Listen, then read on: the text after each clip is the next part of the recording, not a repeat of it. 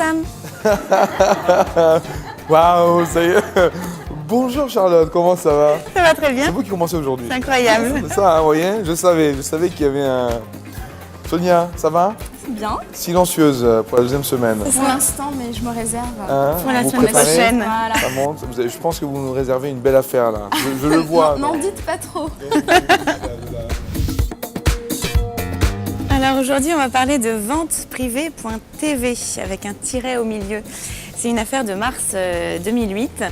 Tout le monde connaît le site venteprivée.com. Il paraît que ce site attire une femme sur deux en France. Waouh. Une femme sur deux qui a déjà fait ses courses sur venteprivée.com. Donc c'est quelque chose quand même d'assez important. Et les hommes, non, ils sont pas. Les hommes moins. En tout cas, les statistiques que j'ai concernent les femmes. Ouais, c'est vrai que le shopping en plus, ouais, c'est pas tellement. Moi, j'y vais personnellement, donc je connais.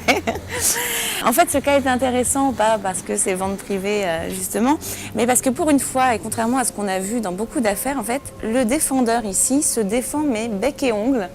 Il y a une argumentation qui est très très fournie. Je ne vais pas rentrer dans le détail parce qu'il y a trop de choses. Donc j'invite vraiment tout le monde à lire cette décision entièrement parce qu'il y a vraiment beaucoup de choses. Et en plus, c'est très amusant. Ce qui est intéressant en fait dans cette décision, c'est pas forcément sur le fond, ce qu'on voit d'habitude sur la mauvaise foi, les droits intérieurs, etc. Puisqu'au final, en fait, le nom de domaine venteprivée.tv est transféré à venteprivée.com. Ce qui est amusant. Plus de suspense, hein. Mais non, c'est ça. Oui, non, on a je déjà voulais la décision. Je sentais venir la chose. Je dis, va-t-il gagner? Non. Eh bien, il gagne.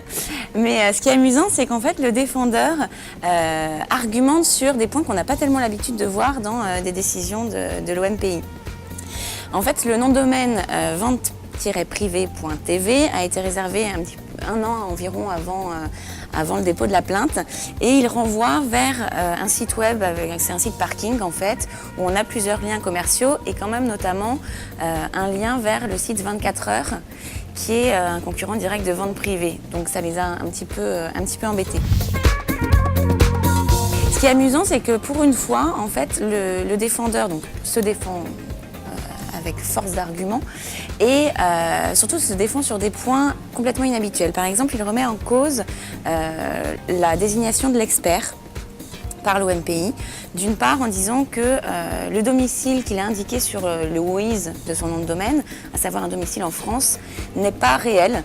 C'est un domicile qui est temporaire, puisqu'en fait ce monsieur qui vient du Togo, a un domicile en France temporaire puisqu'il exerce une activité, il a un statut consulaire en fait avec une protection et une immunité diplomatique.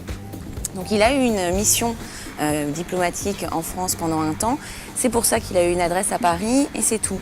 Donc à partir de là, il explique que le fait que l'expert qui a été désigné soit un expert français, ça ne lui convient pas puisque lui, en fait, vient du Togo, que Vente Privée est une société française et il remet en cause, en fait, complètement la désignation de l'expert et l'indépendance de l'expert.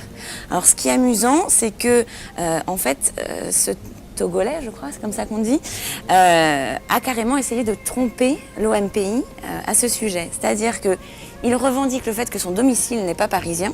Et en fait, l'expert a creusé un petit peu la question et s'est rendu compte que finalement le défendeur a menti en essayant de faire croire que son domicile était togolais et que donc ce ne serait pas un expert français qui devrait être désigné. Pourquoi? Parce qu'en fait, cette personne-là a vécu plus de 10 ans en France. Il a réservé d'autres noms de domaine où il a aussi indiqué une adresse en France. Il a déposé plusieurs marques avec également une adresse en France. Et il exerce une activité professionnelle en dehors de ces histoires diplomatiques, notamment dans le domaine d'Internet. Il gère en fait plusieurs sites Internet et explique bien qu'il a son activité, il est gérant de la chose, etc. Donc ce qui est amusant, c'est que l'OMPI a donc considéré que le défendeur essayait de le tromper sur cette question de domicile. À partir de là, en fait, l'OMPI considère que les parties sont domiciliées en France, donc il n'y a pas de souci, l'expert peut être français. Malgré tout, ils discutent de ça, puisque le Togolais continue en disant « mais le fait que ce soit un expert français, alors que la société Vente Privée est française et que moi je suis Togolais, ça met en cause la crédibilité de l'OMPI et sa transparence. » C'est quand même assez fort. C'est pour ça que c'est amusant à lire cette décision. Il y a vraiment des arguments très très forts. Très clairement, il dit que le fait que ce soit un expert français qui a été choisi, ça démontre une préférence, on craint en fait qu'il y ait une préférence nationale des Français, donc de l'expert français pour la société française, notamment en raison de la nature particulièrement nationaliste du capitalisme français et des pratiques commerciales parisiennes. C'est un petit peu n'importe quoi, ça va très très loin. C'est un peu n'importe quoi. Et je pense que ça a dû un peu énerver l'OMPI en fait de recevoir des arguments comme ça. Non, je pense que quelque part, le fait de chercher à équilibrer une situation, je pense que tout le monde essaierait d'avoir une vision un peu, on va dire, égalitaire, essayer de trouver si quelque chose risquerait de lui porter préjudice. Mais là, mais c'est pour ça que c'est à ce intéressant. point-là, c'est un peu extrême.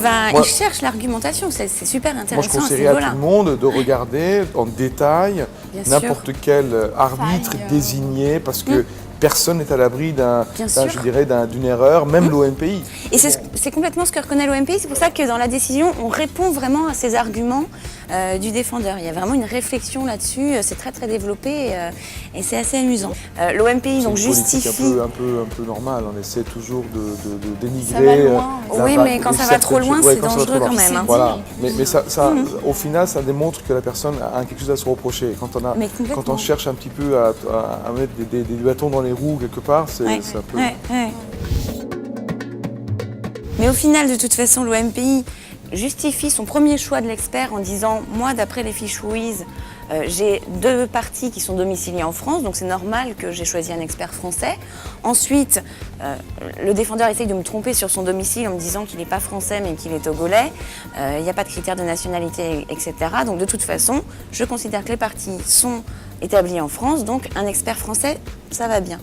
Mais le défendeur va encore plus loin parce qu'il remet carrément en question le choix de l'expert en sa personne.